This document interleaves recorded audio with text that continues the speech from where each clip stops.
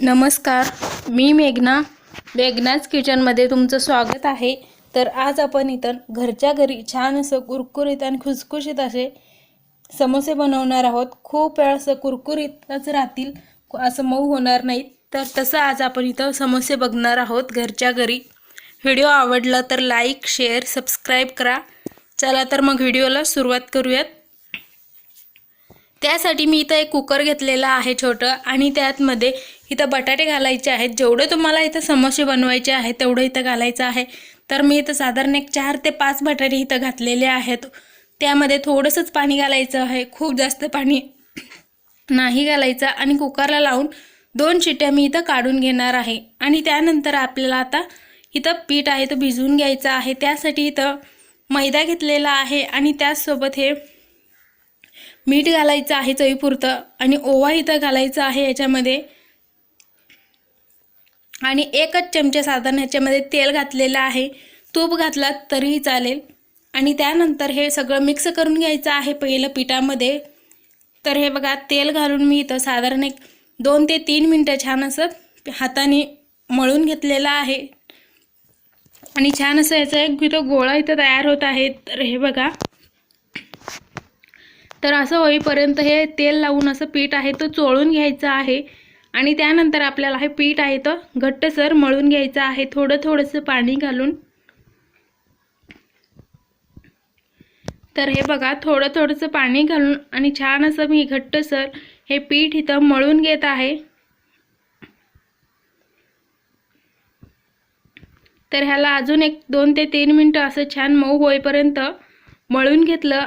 आणि त्यानंतर ह्याच्यामध्ये आणखीन थोडंसं तेल लावायचं आहे वरून, आणि तेल सगळीकडे परत मिक्स करून घ्यायचं आहे, परत एकदा मळून घ्यायचं आहे।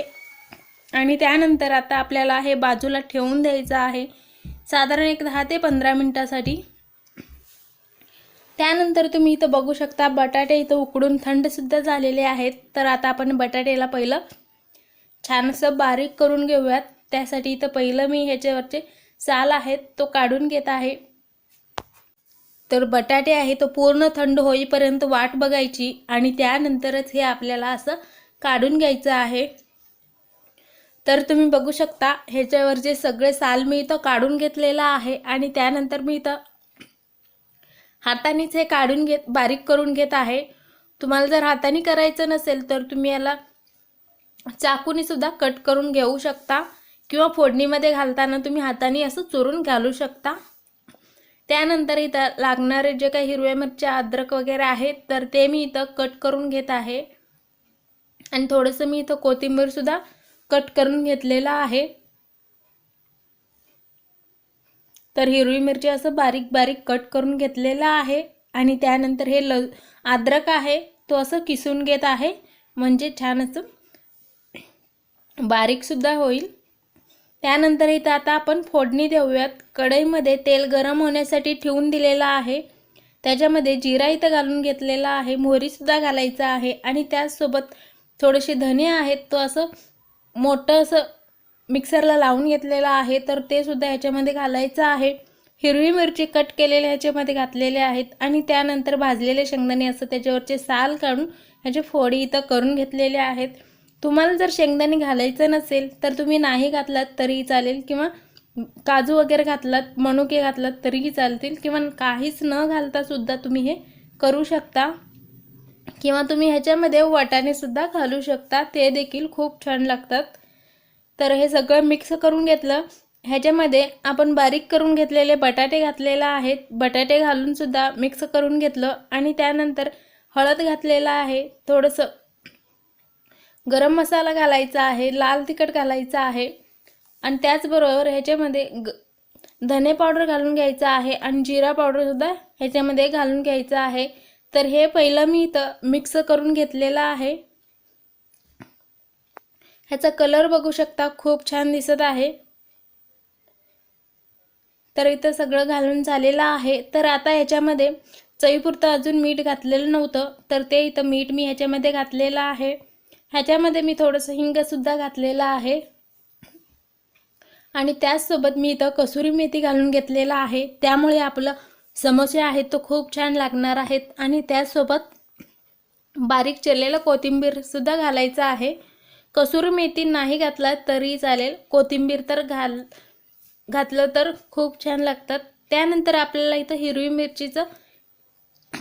हिरवी चटणी बनवायचं आहे. त्यासाठी कोथिंबीर घेतलेला आहे खूप सारं मिक्सरच्या भांडीमध्ये, जिरं घालायचं आहे, अद्रक आणि थोडंसं हिरवी मिरची ह्याच्यामध्ये घातलेला आहे, आमचूर पावडर घालायचं आहे आणि त्यासोबत थोडंसं दही घातलेलं आहे आणि थोडंसं पाणी घालून याला मिक्सरला लावून फिरवून घेतलेलं आहे. तर आता आपण हे एका वाटीमध्ये काढून घेऊयात. तर हे बघा, आपली इथं हिरवी चटणी बनवून तयार आहे. कलरसुद्धा खूप छान दिसत आहे. तुम्ही जास्त प्रमाणात केलात तरी चालेल. तर आता आपण हिरवी चटणी बनवून घेतलेला आहे. तर आता आपण गोडाची चटणी बनवून घ्यायचं आहे. त्यासाठी इथं चिंच आणि गूळ घेतलेला आहे एका कढईमध्ये. त्यामध्ये थोडंसं पाणी घालायचं आहे आणि हे शिजवण्यासाठी ठेवून द्यायचं आहे. तर साधारण 3 ते 4 मिनिटातच हे चिंच आणि गूळ आहे तो छान असं शिजून निघतील. तर हे बघा, इथं उकळीसुद्धा आलेली आहे. तर एकदा हलवून घेतलं आणि त्यानंतर याला हे थोडंसं पाणी आटेपर्यंत ह्याला शिजवून घ्यायचं आहे. तर हे बघा, इथं सगळं झालेलं आहे. चिंचसुद्धा असं मऊ झालेलं आहे आणि थंड झाल्यावर त्यालासुद्धा मी मिक्सरला लावून बारीक करून घेतलेला आहे. तर आता आपण हे गाळून घेऊयात. तर मी इथं गाळूनसुद्धा घेतलेलं आहे. तर आता आपण ह्याच्यामध्ये चवीपुरतं मीठ घालायचं आहे. थोडंसं चाट मसाला ह्याच्यामध्ये घातलेला आहे. चवीपुरतं मीठ घालून थोडंसं लाल तिखट घालायचं आहे आणि त्याचसोबत हे सगळं मिक्स करायचं आहे. आपल्या इथं गोडाचं चटणीसुद्धा बनवून तयार आहे, चिंचेचं चटणी. तर आता इथं दोन्ही चटण्या बनवून झालेल्या आहेत. तर आता इथं सारणसुद्धा थंड झालेलं आहे. तर आता आपण ह्याच्यामध्ये 1 चमचा इथं तूप घालायचं आणि त्यानंतर ह्याला छान असं मळून घ्यायचं आहे.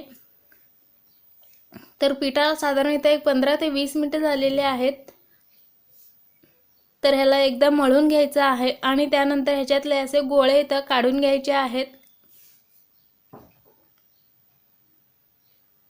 तर तुम्ही इथं जेवढं मोठं किंवा छोटं समोसे बनवणार आहेत तर तेवढं इथं गोळा तुम्ही काढून घ्यायचा आहे. तर हे सगळे गोळे आहेत ते एकदम इथं करून ठेवायचं आहे.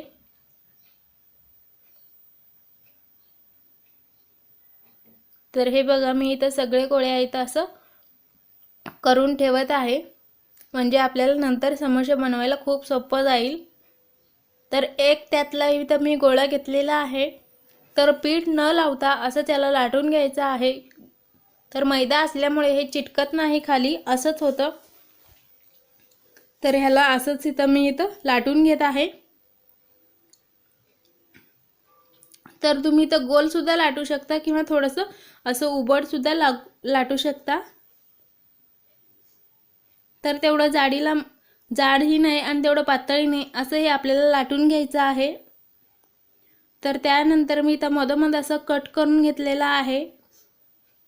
तर त्यातला आपण हे अर्ध केलेलं हे घ्यायचं आहे आणि त्यानंतर इथं सारण घेतलेलं आहे, थंड झालेलं पाणी घेतलेलं आहे एका वाटीमध्ये.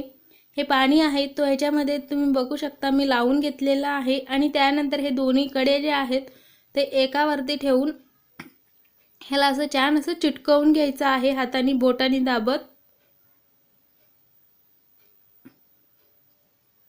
तर इथं आपलं कोन तयार झालेला आहे आणि त्यानंतर हे सारण ह्याच्यामध्ये घालायचं आहे.